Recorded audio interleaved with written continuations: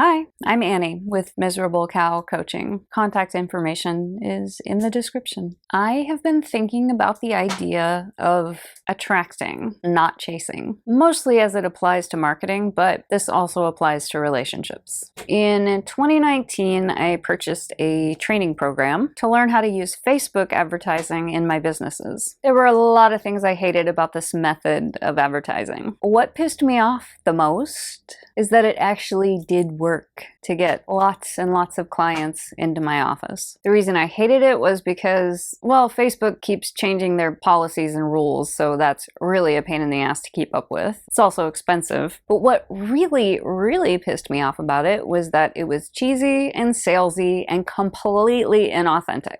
And it had that kind of vibe of chasing clients, casting a wide net, coming from an energy of desperation. So the guy who teaches this program was insistent that the ad copy should be used word for word, with no details changed. These ads were proven to work, and he insisted that changing even one word would make them less effective. So I decided to go with it, just an experiment. Let's give this a try and see if it really works. But this ad copy was not authentic to me at all. It didn't convey my vibes, my values, my philosophy, nothing. It felt really fake to me. Very lead FI for me to be annoyed by this, I know. Because it's not about me, right? It's about the client. It's about serving the greatest number of clients, right? That's one way to look at it. Another strategy is to attract the clients that truly resonate with your methods, your vibe, your philosophy. That's where you find the most loyal long-term clients. The conversion rates were fueled by extreme discounts. So I was spending a lot of money on Facebook ads and discounting my services 40% to get people in the door, and then giving additional discounts to get them to come back, because these are people who are attracted to discounts. So the way to get them to come back again is to give them more discounts. The whole thing was inappropriate because at that point I had 15 years experience, and with the discounts I was charging rates that were less than inexperienced therapists who were just right out of school. So my prices were well below the industry standard. I had decided to trust the process, and I hoped that if I did this for a little while, I would just see a really high volume of clients and naturally sift through those and find the ones that really resonated and the ones that were loyal and would come back. And that did happen. I did get a few clients from this. A certain percentage came back, but it was a small percentage. When I dropped that method of advertising and allowed people to find me organically, a much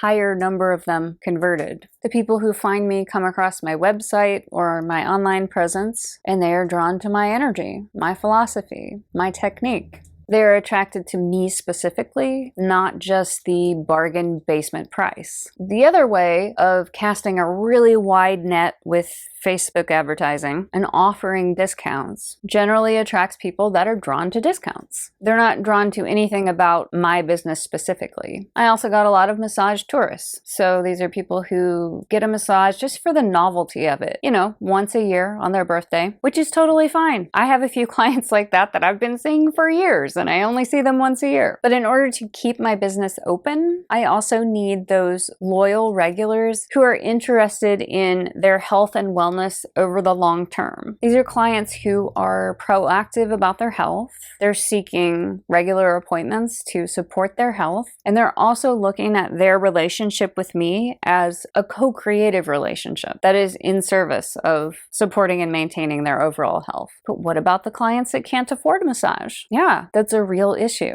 I want massage to be accessible to those people as well, and that's why I do take a small percentage of them. But if my entire practice was filled with those kinds of clients, I wouldn't be able to pay my bills. And if I can't pay my bills, then I can't help anyone. So I have a certain number of original clients that I've been seeing for well over 10 years. And these clients are typically retired and on a fixed income. And I've never raised my rates for these clients. And they also understand understand that tipping is not expected at all. All my clients know that tipping is not expected, but with these clients who are on a regular schedule of maintenance, they've been told very explicitly, because I want you to be able to have this service regularly so that you can be healthy as you're moving into your old age. And I really appreciate those long-term relationships with those clients, so I don't raise my rate on them. And I can do that for a certain percentage of my clientele, but I can't do that for the entire clientele because it just wouldn't be feasible. But this principle of authenticity being the best practice extends to more than just marketing. This extends to relationships and even YouTube channels. There's a reason for the old adage, just be yourself. It's the most efficient way to attract the right friends and partners for you. If you're fake, you just attract the wrong people. It's that simple. I met my partner over 14 years ago at the dog park when I was just minding my own business. I was just doing me, and then I met my partner. There was no setup, there was no agenda, just two people going about their business and bumping into each other. When you are authentically yourself, some people will like you and some people will not like you. That's completely natural. You can't please everyone. And boy, I don't have the energy to try, because being inauthentic is extremely draining for me. Again, I know, very typical FI. I also see this in operation on my YouTube channels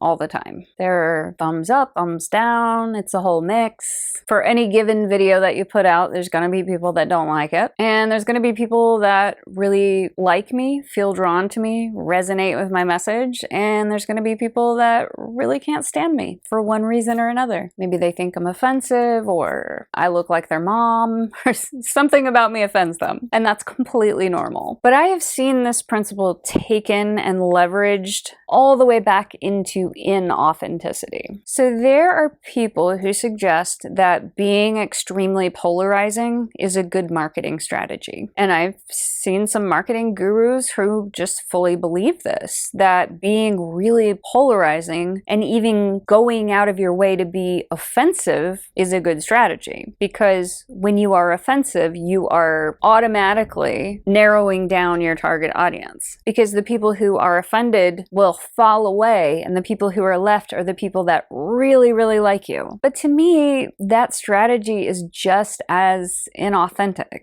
as trying to appeal to everyone. Like, specifically going out of your way to offend people seems as fake as trying to please everyone. So that strategy just isn't for me. I do offend people, but it's not because I'm trying or going out of my way to do that. It just happens naturally. I'm not everyone's cup of tea. So in the last couple of years, as I've really embraced this strategy of being completely authentic, my life has been way easier. Advertising costs are basically non-existent. So I'm saving a lot of money. I'm attracting the clients who really want to work with me long-term in a co-creative process. And it's just much easier. All I really have to do is just be me, share what's on my mind, be curious about the things that I'm curious about and share that. And that narrows down my audience. That's it. It's just a much easier way to be. So anyway, that's what I've been thinking about lately. The idea of attracting instead of chasing. That's all for now.